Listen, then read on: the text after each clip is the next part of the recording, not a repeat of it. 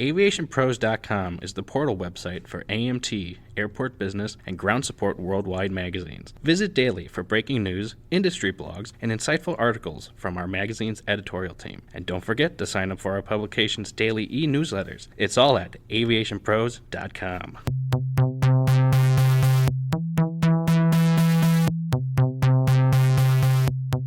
Hello and welcome to the Aviation Pros podcast. I'm Josh Smith, editor of Ground Support Worldwide. Today we're recording a special episode of the podcast on location in Muncie, Indiana at the Lift-A-Loft Corporation headquarters. And joining me today to discuss a little bit more about working at height and the equipment available to help ground service providers performing those tasks is Doug Jeurissen, sales manager at Lift-A-Loft, and Braedon Stark-Abbott, sales associate at Lift-A-Loft. So Doug, thanks for joining me. Appreciate it very much. Yeah, good to be here. Thanks. And Braedon, thanks so much for being willing to talk a little bit more on this topic with us. Yeah, thanks for coming out, Josh. So whether performing catering operations, cleaning services, assisting passengers with reduced mobility, and performing maintenance tasks, there's just a number of situations in which ground handling professionals are performing duties while working at an elevated height. And obviously that's something Lift-A-Loft has a lot of experience in. So I guess just to get us talking about these types of tasks, can you walk us through, Doug, maybe some of the safety considerations that are necessary for the personnel actually working at elevated heights? Sure.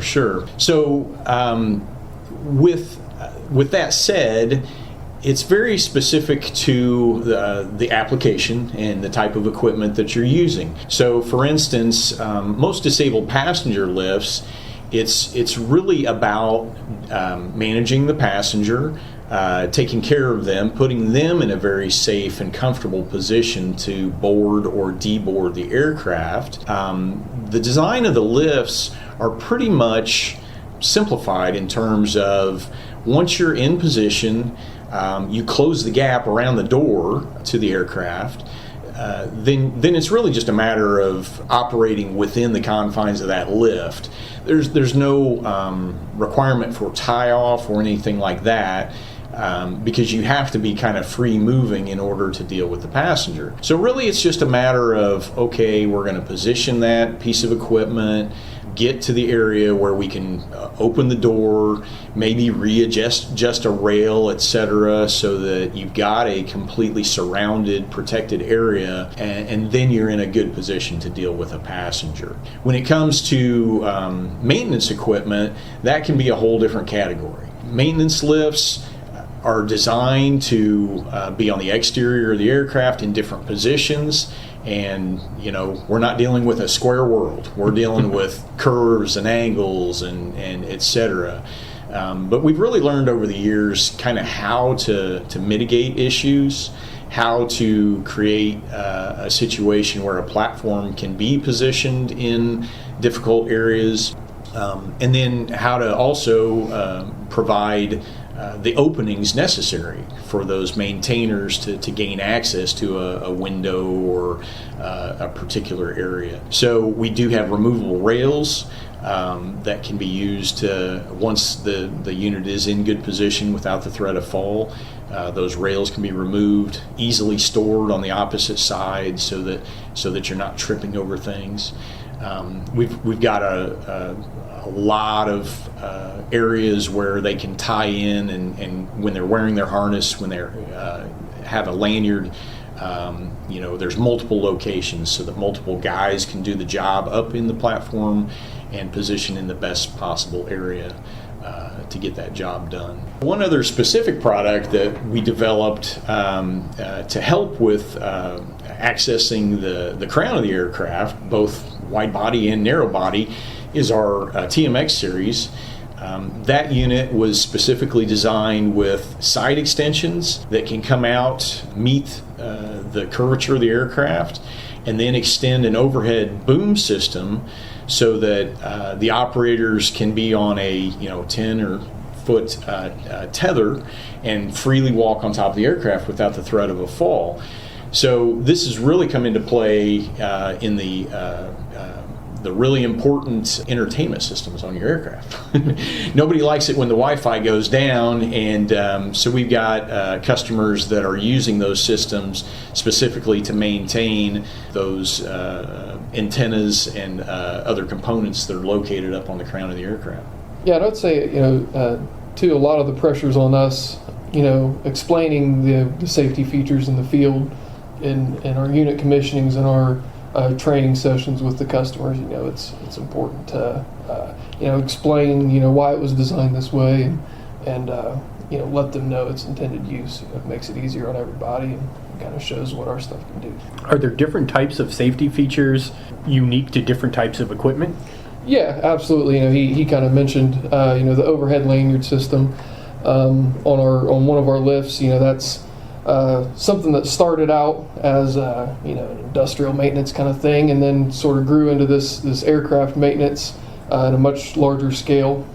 There's lanyard attachment points in different places, on different pieces of equipment. Aircraft bumpers, is another thing. You might not think of it safety for the passenger, but if you're bumping into a $1 billion airplane, that's certainly a big deal. You want that impact to be soft, and you want to get up next to it. So it's definitely different, piece to piece, equipment to equipment. Yeah.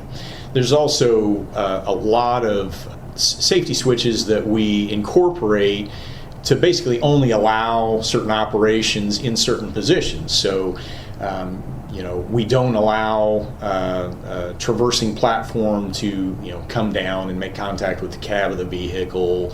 We have certain vehicles that you can elevate without stabilizers to a certain height, but once that height is achieved, you're not allowed to go up any higher. So our control systems and limit switches prevent you from basically getting into a kind of an unsafe situation. Obviously, there's going to be a number of safety features engineered into every piece of equipment. We know how big a priority safety is in the aviation space, and even ground support more specifically. Which of those safety features are required per industry standards, and what requirements are necessary for you to meet? Sure. So we're on the ANSI board for A92.7, which is basically the standard that we follow for any kind of lift equipment. There's also SIA standards and other international bodies that we also have to follow. Once we're doing business in those types of environments. But yeah, ANSI is pretty much the bread and butter that stipulates what our safety factors are, what the wind requirements are, what the tilt requirements are, all those kinds of things that keep us safe on a daily basis. And that's all very well regulated, and it's pretty cut and dry as far as that goes on what you can and can't do. In addition to that, I would say that Lift-A-Loft has a very strong reputation for exceeding those expectations. Some of our internal engineering requirements, well exceed what's the baseline, I guess, for ANSI. How about beyond safety features? What sorts of benefits and features have you engineered into your equipment to make some of the tasks being performed a little bit more comfortable, a little bit more efficient for the end users? We know safety is important, but obviously they've got a job they have to do effectively once they're working at height. Depending on the equipment, we've engineered air compressors in for utilizing air tools while in the air. He kind of mentioned earlier, everything's engineered way over the baseline of what the minimum is, whether that's weight requirements for things, load testing for things. So everything's done with safety in mind, with just having the most sort of robust piece of equipment out there where you feel safe in the air. So yeah, it's very important to us. Yeah, we add lighting, backup cameras, pressure sensitive bumpers for some customers. There's a real wide variety of things that we can do. We've also done a lot of custom designs in the past. A windshield change module is one thing that comes to mind that we've done for some of our larger airline customers, to where, that task is typically done in hangar, but sometimes those spaces are expensive and hard to get. So, we've actually produced a lift that has that feature on board, and it can be done, outside of a hangar and with an onboard crane, et cetera, to change windshields. So just one kind of idea of some of the benefits that we've created for customers over the years. And of course, electric ground support equipment has become more prevalent throughout the ground handling space. I understand Lift-A-Loft has some experience with electric vehicles. Can you share a little bit more about the company's work with electric vehicles and how that has evolved to present day? Sure. The funny thing is we're a 70-year-old company, and we were really founded on electric equipment, mostly from an industrial perspective. But we do have a very long history of working with industrial high voltage batteries and creating control systems, et cetera, for a variety of lifting applications. But really, it's been 10 years ago now, 2014, when we first developed the 80 volt electric APX unit. So that's a fully capable, drivable ramp lift product. It's been a workhorse.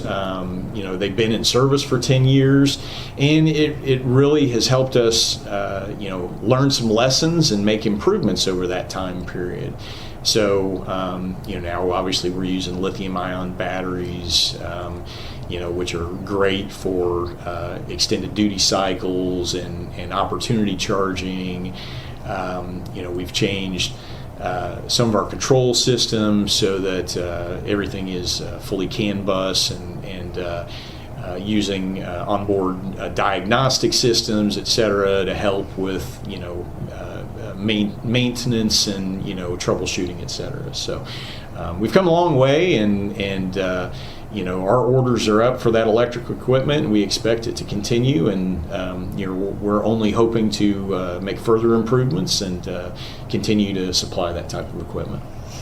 And how's customer feedback been since these additional electric EGSE improvements have been brought to market? Yeah, it's positive. Just like anything, you've got change that people have to deal with. So, people are dealing with those infrastructure issues that you got to have enough charging locations and those kinds of things. But all in all, I think it's very positive. We've been doing quite a bit of training in the field, et cetera, and we expect to continue doing that just to get those guys that are responsible for maintaining that equipment, to convert and learn new things and feel comfortable basically maintaining what is now something new.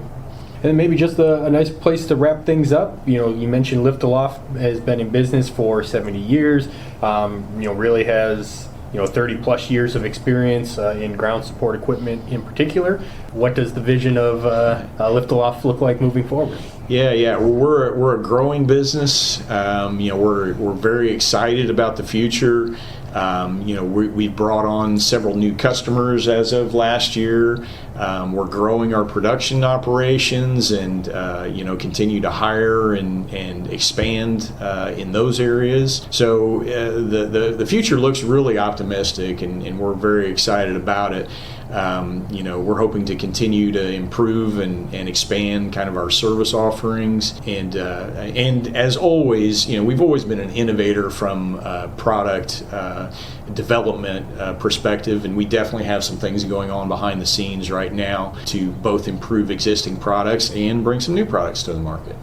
Well, that'll conclude this edition of the Aviation Pros podcast. I'd like to thank our guests here today, which is Doug Jeurissen and Braedon Stark-Abbott of Lift-A-Loft. And thank you guys both for inviting me to visit your facility here. It's been a great opportunity to spend some time with you and other company representatives. Okay, thank Appreciate you. it, Josh. Thanks. If you'd like to learn more about Lift-A-Loft and its equipment available to the GSE market, please visit www.lift-aloft.com. And for more information about electric ground support equipment, work platforms, and lifts, you can stay up to date by subscribing to Ground Support Worldwide's daily newsletter. And if you enjoyed this episode of the Aviation Pros podcast, subscribe to it wherever you download your podcasts, rate and review it, and be sure to share it with your colleagues in the industry. And as always, please continue to visit AviationPros.com.